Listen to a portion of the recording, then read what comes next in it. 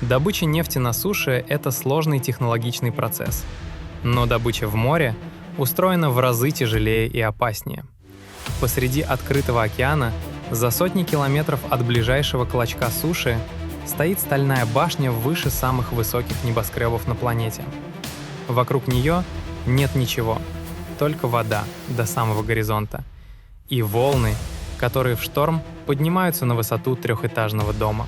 Но эта громадина не тонет, не уплывает и не ломается под ударами стихии. Прямо сейчас она пробивает узкий канал вниз, сначала сквозь толщу воды, а потом еще на несколько километров вглубь твердой каменной породы. И все это ради тонкой черной жидкости, которая незаметно движет почти весь наш мир. Как люди вообще нашли нефть там, где ее не видно, под километрами темной воды? Как они построили эти железные острова и заставили их выстоять против самого свирепого моря? И что творится внутри, когда до берега целый день пути, а под ногами ревет бездна? А главное, сколько человеческого ума и смелости спрятано под этой спокойной водной гладью, на которую мы привыкли смотреть, не задумываясь. Досмотрите до конца, и на море вы больше никогда не посмотрите прежними глазами. Первый вопрос, который тут напрашивается: зачем вообще лезть в океан, если на суше бурить куда проще и дешевле? Ответ прост и удивителен одновременно. Огромная часть всей нефти на планете спрятана вовсе не под землей, а под морским дном. Дело в том, что нефть собирается в особых слоях пористой породы, и такие слои нередко тянутся далеко за береговую линию, глубоко под водой. Когда-то людям вполне хватало месторождений прямо под ногами, и о море всерьез никто даже не задумывался. Но легкие удобные залежи на суше постепенно вычерпывались, а мировой голод на топливо только рос год от года. И тогда взгляд нефтяников закономерно двинулся туда, где еще оставались нетронутые запасы.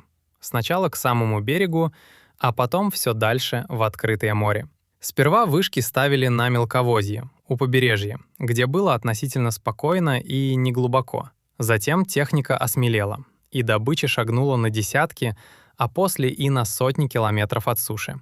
Вслед за этим появились и первые серьезные деньги, и первые серьезные риски, ведь море не прощает ошибок никому. Каждый новый шаг вглубь океана требовал техники, которой раньше попросту не существовало в природе. Сегодня из-под морского дна достают заметную долю всей нефти в мире. Это уже не экзотика, а обычное дело для целой отрасли. Целые страны построили свое благополучие именно на морских месторождениях, добывая топливо там, где еще столетия назад видели лишь пустой горизонт. Норвегия, Британия, Бразилия, страны Персидского залива — все они качают нефть и газ прямо со дна океана.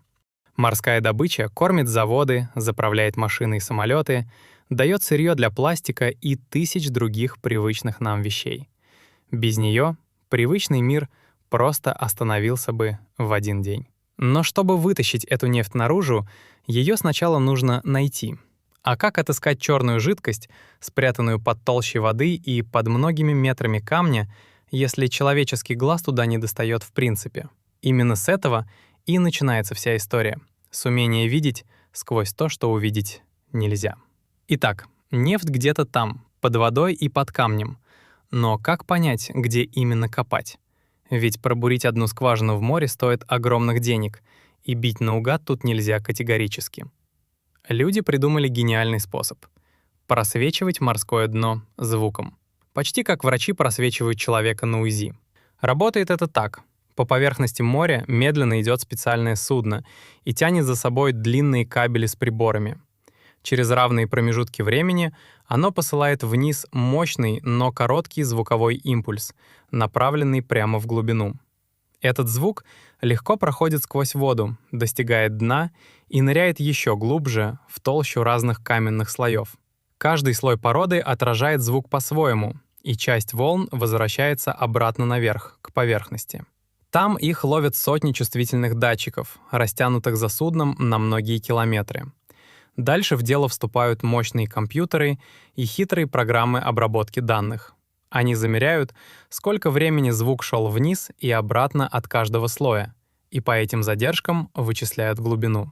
Из миллионов таких замеров машина собирает объемную трехмерную карту того, что скрыто под морским дном. На этой карте видны изгибы и ловушки в породе, где как раз и может скапливаться нефть или газ. По сути, люди научились заглядывать под землю, ни разу ее не коснувшись и не сделав ни единой дырки.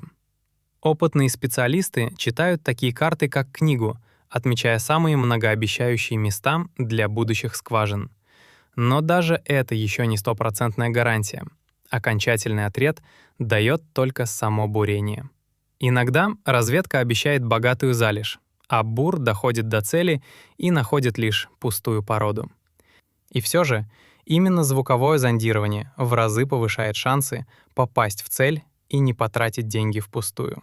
Место найдено, карта построена. Теперь на эту точку в открытом море нужно поставить нечто по-настоящему исполинское. И вот мы подошли к самому впечатляющему — к самим морским платформам. Это не просто вышки, а одни из крупнейших сооружений, что человек когда-либо строил и передвигал. Возьмем норвежскую платформу Тролль-А в Северном море, настоящего рекордсмена в мире инженерии. Ее общая высота — 472 метра. Это выше знаменитого небоскреба Empire State Building в Нью-Йорке. Весит эта громадина вместе с балластом около 1,2 миллиона тонн. И при этом ее целиком отбуксировали по морю на место. Тролль-А до сих пор считается самым тяжелым объектом, который люди когда-либо перемещали по поверхности планеты. Ее бетонные ноги толщиной больше метра стоят прямо на дне, на глубине около 300 метров под водой.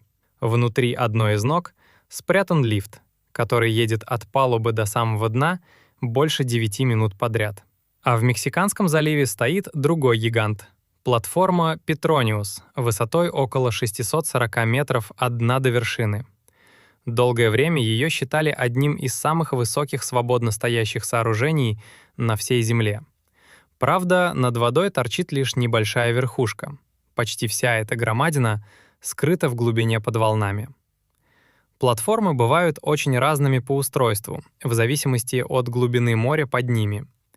Одни намертво стоят на дне на гигантских опорах, будто вкопанные в грунт. Другие — плавучие. Они держатся на месте с помощью натянутых стальных тросов или послушных компьютеру двигателей. По сути, каждая такая платформа — это целый рукотворный остров посреди воды. Здесь есть своя электростанция, запасы топлива, жилье для людей и площадка для вертолетов.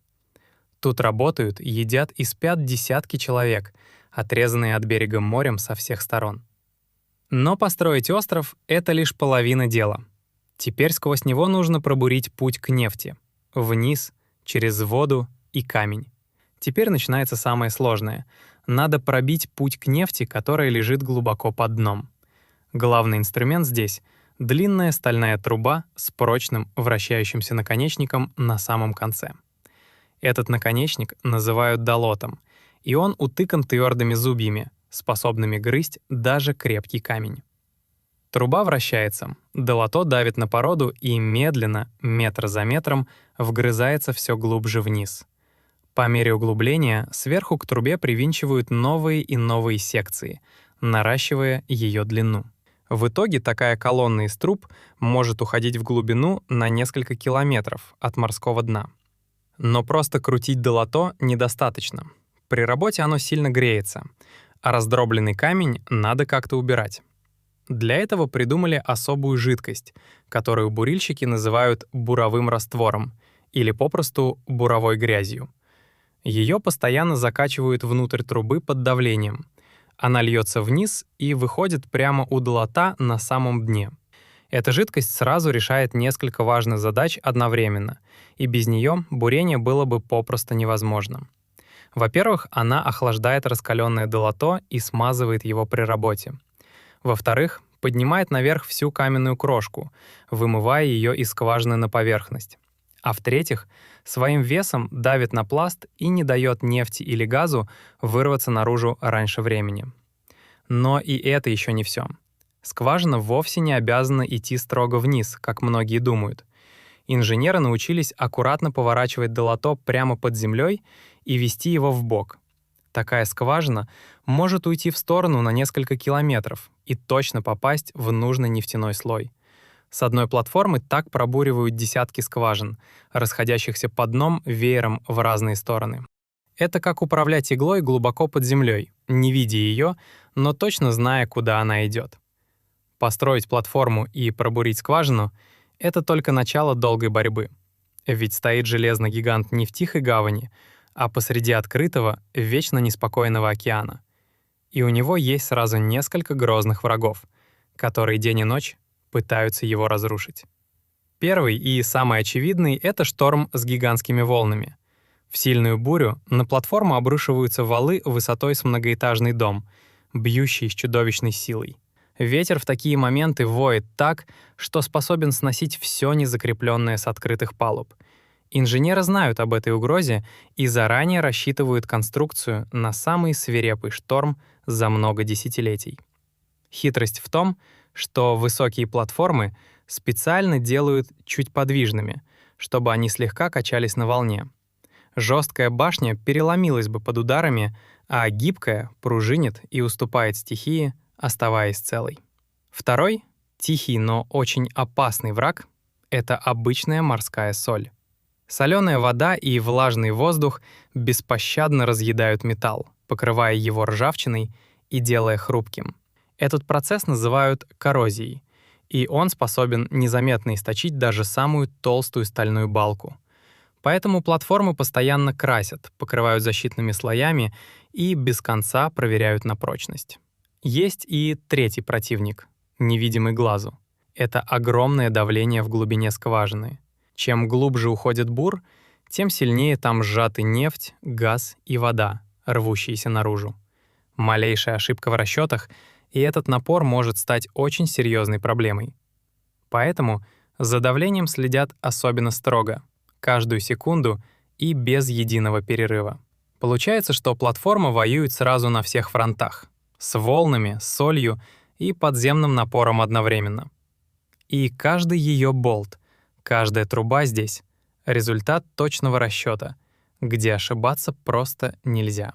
Но что же будет, если, несмотря на все это, что-то все-таки пойдет не так?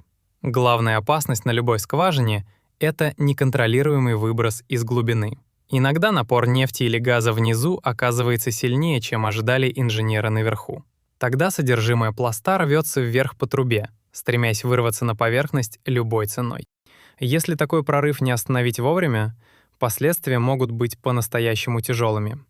Именно поэтому люди придумали устройство, которое стоит на страже прямо на морском дне. Называется оно противовыбросовый превентор. Еще многотонный стальной блок с мощными затворами внутри. В обычное время он просто пропускает через себя буровую колонну и тихо ждет своего часа. Но если давление внизу вдруг подскакивает, этот блок срабатывает и намертво зажимает скважину. Его тяжелые челюсти смыкаются вокруг трубы и перекрывают путь нефти и газу наверх. По сути, это гигантский аварийный кран, способный запечатать бушующую глубину за секунды. Но одного такого устройства инженерам показалось мало, ведь ставка слишком высока. Поэтому почти все важные системы на платформе продублированы по нескольку раз подряд. Если откажет одно устройство, его тут же подхватит запасное, а за ним еще одно. Повсюду стоят датчики, которые непрерывно следят за давлением, газом и малейшей утечкой. Стоит показателям выйти за грань нормы, и по всей платформе разом воют тревожные сирены. Люди на борту регулярно проводят учения, отрабатывая каждое движение до полного автоматизма. Все они знают, где их место при тревоге и как быстро добраться до спасательных капсул. Многие строгие правила безопасности родились из горьких уроков прошлых аварий на воде. Каждая беда заставляла инженеров придумывать новые защиты, чтобы подобное больше не повторилось. Так, шаг за шагом, морская добыча становилась все надежнее и безопаснее, год от года. До сих пор мы говорили про платформы, что опираются на дно или держатся у самой поверхности. Но что делать, когда море под ногами становится по-настоящему бездонным? На больших глубинах поставить опору на дно уже невозможно. Никаких ног попросту не хватит. И тогда инженеры пошли совсем другим, куда более смелым путем. Они стали ставить все нужное оборудование прямо на морское дно, в кромешную темноту. Там, на огромной глубине, куда не спустится ни один человек, вырастают целые подводные комплексы. Это скопление труб, клапанов и приборов, собранные в единый механизм прямо на грунте. Управляют ими сверху операторы, а всю работу внизу выполняют послушные подводные роботы. Такие аппараты опускают на прочных тросах судна, и они трудятся среди мрака и ледяного холода. Их механические руки закручивают вентили и соединяют трубы с точностью хорошего хирурга. Каждое движение робота оператор видит на экранах через десятки камер, сидя в тепле наверху. А добытую нефть от таких комплексов гонят наверх по трубам к плавучему заводу на поверхности. И вот тут появляется еще одно чудо инженерии — огромное судно, которое качает и хранит нефть само. Снаружи оно похоже на гигантский танкер, но внутри это настоящий перерабатывающий завод. Такое судно принимает нефть со дна, очищает ее от воды и газа и заливает в свои же трюмы. Оно может стоять над месторождением долгими годами, не заходя в порт и не прерывая работу. А чтобы его не сносило течением, судно удерживают на месте умные двигатели и точный спутниковый сигнал. Когда трюмы наполняются, к его борту подходит обычный танкер и забирает готовый груз. Затем он увозит нефть на берег, а плавучий завод тут же принимает новую порцию из глубины.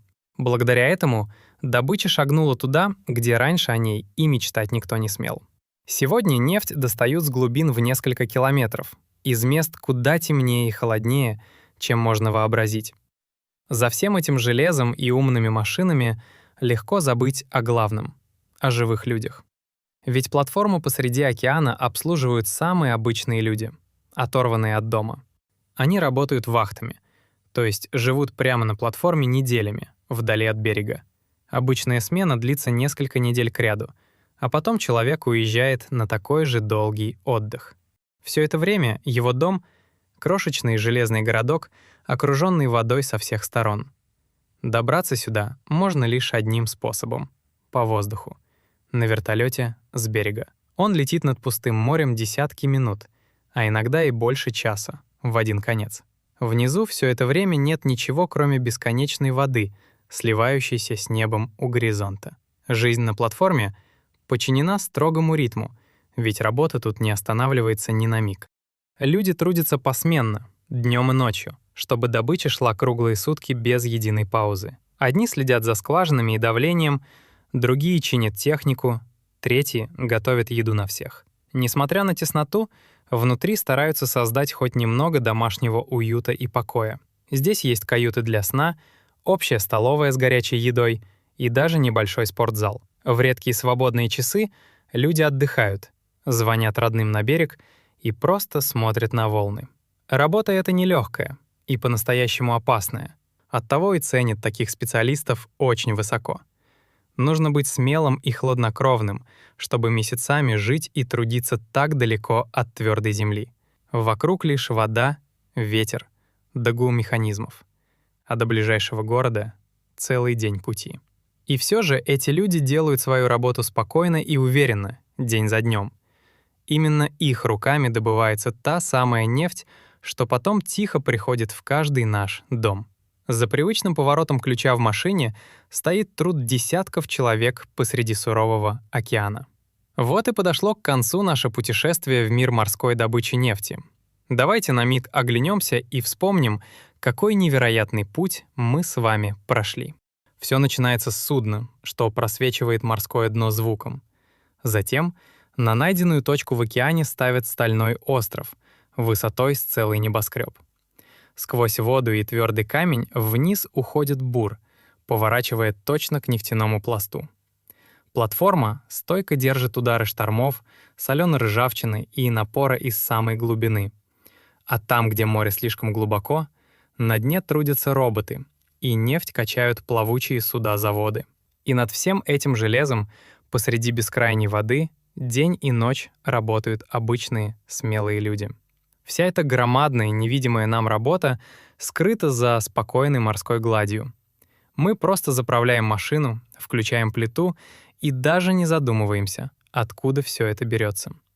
А ведь за каждой каплей топлива стоят десятки лет инженерной мысли и человеческой смелости.